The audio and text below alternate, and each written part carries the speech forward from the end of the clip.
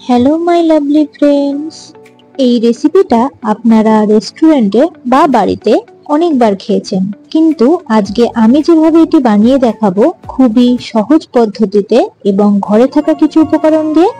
আজকের recipe egg chicken soup. ভিডিওটিকে skip না করে শেষ অবধি দেখুন, কারণ ভিডিওটির ভেতরে আছে অনেক টিপস এন্ড ট্রিক্স। আর সবাইকে আমার চ্যানেলে স্বাগত। আশা করছি তোমরা সকলেই খুব ভালো আছো। চলো তাহলে দেখে নেওয়া যাক। 4টি লঙ্কা নিয়েছি, সেটাকে কুচি করে কেটে নেব। একটা গাজরকে আমি গ্রেটার দিয়ে গ্রেট করে নেব, আর একটা পেঁয়াজকে আমি কুচি কুচি করে কেটে নেব। চলো তাহলে কেটে নিয়ে ফিরে আসছি। আমি এখানে একটা ছোট সাইজের গ্রেটার ব্যবহার করেছি, তাই আমার গাজরটা এইভাবে ছোট ছোট ভাবে গ্রেট হয়েছে। লঙ্কাগুলো এইভাবে কুচি করে নিয়েছি, পেঁয়াজটাকে এইভাবে কুচি করে নিয়েছি। তোমরা তোমাদের মতো কেটে নিতে পারো। এখানে আমি 200 গ্রাম চিকেন কিমা নিয়েছি। কিমার সাইজটা আমি এখানে একটু বড় রেখেছি। এবার এই কিমাটাকে আমি খুব ভালো করে জল দিয়ে ধুয়ে নেব। এবার একটি কড়াইতে 2 টিস্পুন সয়াবিন অয়েল নিয়ে সেটাকে গরম করতে দিয়েছি। তেলটা গরম হয়ে গেলেই তাতে দিয়ে দেব কেটে রাখা সবজিগুলো। এখন সবজিগুলোকে 2 মিনিট মতো ভালো করে নেড়েচেড়ে ভেজে নেব। সবজিগুলোকে খুব বেশি লাল করে ভাজার দরকার নেই, সামান্য কিছুক্ষণ ভাজলেই হয়ে যাবে। 2 মিনিট মতো নাড়িয়ে চাড়িয়ে ভাজা হয়ে গেলে আমি এর মধ্যে দিয়ে দেব চিকেন কিমাগুলো। এবার আবারও কিছুক্ষণ এটাকে ভালো করে ভেজে নেব। সবজি বা চিকেনটা ভাজার সময় গ্যাসের ফ্লেম লো টু মিডিয়ামে করে রাখবে। গ্যাসের ফ্লেম হাই করে রাখলে সবজিগুলো খুব তাড়াতাড়ি লাল হয়ে আসবে। চলো এবার বাকি উপকরণগুলো দেখে নেওয়া যাক। নিচ্ছি 1 টিস্পুন নুন, হাফ টিস্পুন গোলমরিচ গুঁড়ো, হাফ টিস্পুন বিট নুন, 1 টিস্পুন ম্যাগি মশলা, আর হাফ টিস্পুন রসুন গুঁড়ো।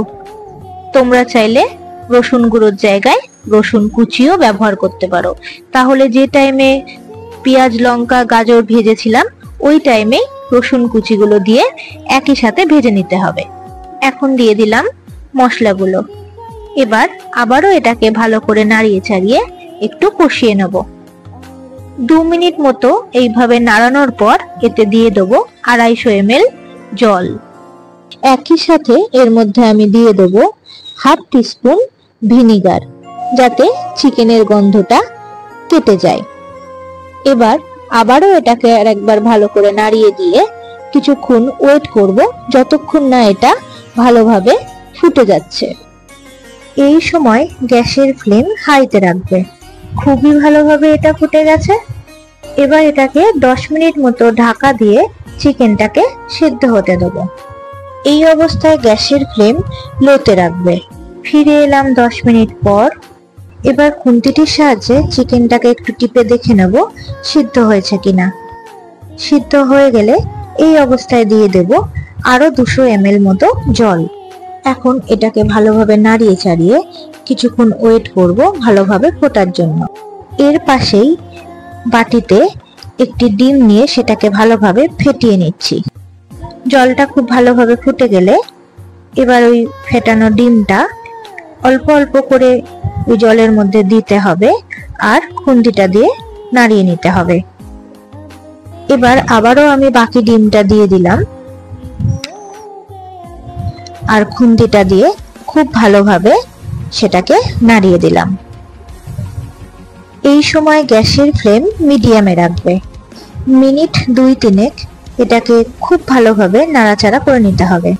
এবার একটি বাটিতে 1 টিস্পুন কর্নফ্লাওয়ার নিয়ে সেটাতে সামান্য পরিমাণ জল দিয়ে পাতলা করে খুব ভালোভাবে সেটাকে গুলে নিতে হবে। এখন এই জলে গোলা কর্নফ্লাওয়ারটা এটার মধ্যে দিয়ে দেব। এবার এটাকে নাড়িয়ে চাড়িয়ে ভালোভাবে মিশিয়ে নেব। বারবার এটাকে নাড়াচাড়া করার আর দরকার নেই, মাঝে মধ্যে একটু আধটু নাড়িয়ে দিলেই হবে। এই সময় গ্যাসের ফ্লেম মিডিয়ামে রাখবে। ছোট থেকে বড় সকলের জন্যই এই রেসিপিটা খুবই হেলদি এবং টেস্টি। কিংবা মোমোর সঙ্গেও এই স্যুপটা খুবই ভালো লাগে খেতে। যারা পাতলা স্যুপ পছন্দ করো তারা এই সময় তোমাদের পরিমাণ বুঝে জল অ্যাড করবে। এরকম গাঢ় হয়ে এলেই আমাদের এগ চিকেন স্যুপ রেডি। চলো তাহলে একটা প্লেটে নিয়ে ফিরে আসি। আমার রান্নাটি ভালো লাগলে বন্ধুরা ভিডিওটিতে একটি লাইক, কমেন্ট ও শেয়ার করবেন। চ্যানেলটিকে সাবস্ক্রাইব করে পাশে থাকা বেল আইকনটি প্রেস করে দেবেন, যাতে আমার ভিডিও সর্বপ্রথম আপনার কাছে পৌঁছে যায়। আজ তাহলে এই পর্যন্তই, আবার ফিরে আসবো একটা নতুন রেসিপি নিয়ে। ধন্যবাদ বন্ধুরা, ভালো থাকবেন সবাই।